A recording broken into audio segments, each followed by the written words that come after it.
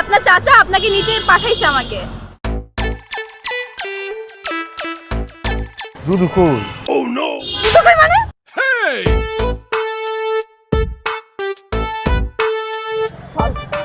এ আপা একটু ধরেন ধরেন ধরেন ধরেন ধরেন একটু ধরেন।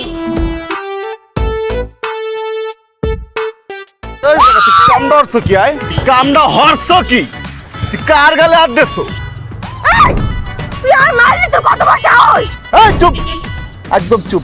এই বরিশাল লক্ষাত লঞ্চের পাশা ধরে আসছো নাকি? আইসো টেম্পু লইয়া, তাও কিছু কই নাই। আমার কথা গাড়ি, এটা টেম্পুতে ছেড়ে বাড়ি যাবো?